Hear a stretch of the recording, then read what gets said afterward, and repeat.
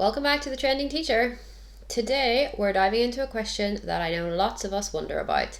Is it really worth paying for a Quizlet Plus account?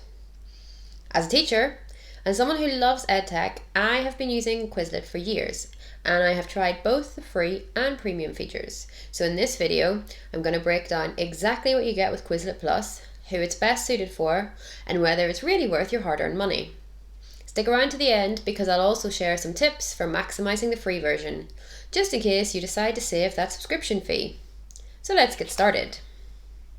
First of all, let's just have a look at what the two screens look like when you log in. So on the left hand side of the screen is the free version, and it looks pretty similar to the paid version. We've got the same games and activities, you've got the same in-class review, and the only difference really when we scroll down is that we've got these adverts.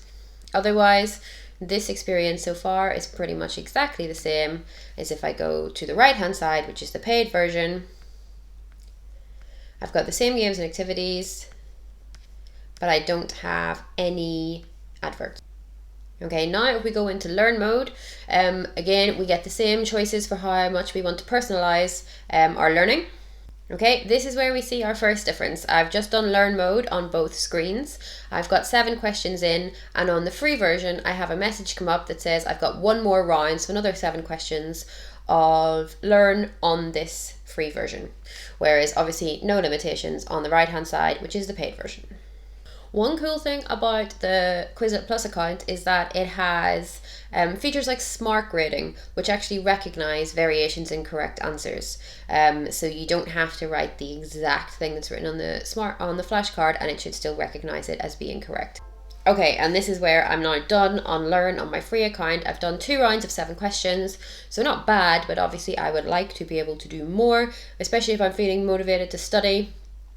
And only being able to do a quarter of what's in my set, probably I'm going to feel a bit demotivated and move on to something else and not bother with the other 15 words. Whereas on the paid account, I have got another 44 questions to go. Okay, so in terms of motivation, keeping going when you've got momentum, the paid account is definitely better for that. Okay, the next difference is that on the free account, you get 1 test for every set. Whereas on the subscribed account, I have unlimited tests. So again, it's a question of motivation. It's a question of, will these things be enough to stop me from progressing with the work that I'm planning to do? Will I just give up? I'll do 1 test and that's it. Would having the extra options for tests for learn mode keep me studying for longer and therefore make me more likely to learn? QChat is currently working without limits for both screens. What I would say is I'm not loving my experience of this. It's given me the answer and then asked me the question that it's already given me the answer to. So I don't think that this is necessarily a very effective way, certainly not for learning languages. It could be very different for other subjects, but I'm not loving this from a languages learning point of view. Okay, so now we're going to have a look at what is the difference when you're creating flashcards. And actually, before I even get to the creating on the free version, it's giving me an advert to tell me that my flashcards will look better with the advanced creation tools of Quizlet Plus. More detailed sets, no ads, track progress. This is a teacher account, obviously a student account wouldn't do that. But yeah, so let's see actually what the difference is. Okay, so immediately we can see that the add a diagram feature on the free account is locked, which is not the case, obviously, in the Quizlet Plus account. Okay, the next feature that's blocked for me is color coding. And now this is not something that I ever do, even when I do have the paid account. But it is definitely something that could be useful. So on the Quizlet Plus account, I can color code my terms. So from a languages point of view, this could be, okay, I will color code masculine and feminine nouns differently. I will color code verbs differently, and adjectives stick to one color and nouns another color. So there's quite a lot you could do with that. That feature is blocked on here, as is the feature to add audio. What you do have in either option though is the image. So you cannot upload your own image on the free account, but you can, based on what you have put on your flashcard, it will provide images for you. If images are something that you wish to have on your flashcard. That may also mean that adding certain diagrams or equations, etc., if it's a different subject, could work in the automatically generated ones from Quizlet on the free account when you don't have the option to add a diagram yourself, which you do have in the Plus account. And then this is what the two sets of flashcards look like with or without the colour coding. So it's nothing major.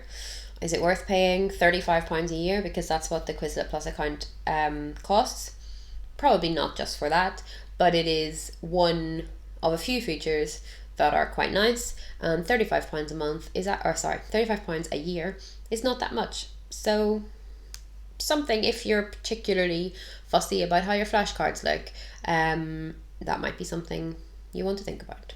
Okay, and one final thing really that is a difference between the free account and the Quizlet Plus account is the offline access. So the free version will always require an internet connection to use either the app or the website, whereas the Quizlet Plus allows you to study offline if you download your sets in advance. So again, if you're somebody who travels a lot or likes to be disconnected from things, that could be a bonus for you. Is it worth the £35 a year? That's questionable. Okay, so still on the fence as to whether that £35 would be better spent elsewhere.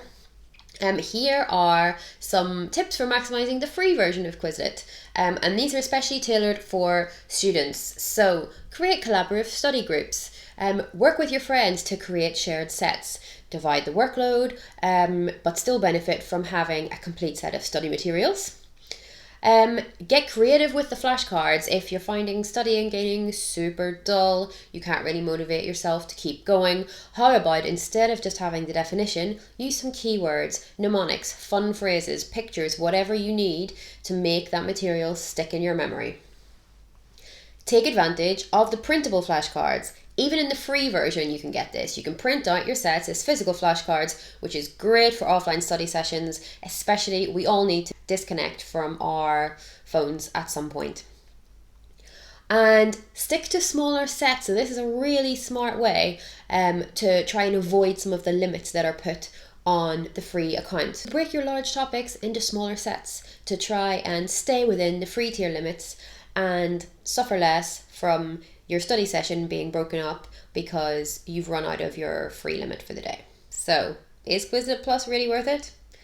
That depends on how you study and what you need. Quizlet Plus could be a smart investment, and it's also not an expensive one. Either way, the key is to use it consistently and strategically, because at the end of the day, realistically, the best study tool is the one that you actually use. So thank you so much for watching. Let me know in the comments if you've tried Quizlet Plus or if you have any more tips for getting the most out of Quizlet. Don't forget to like, subscribe, and share this video with your study buddies. Until next time, happy studying!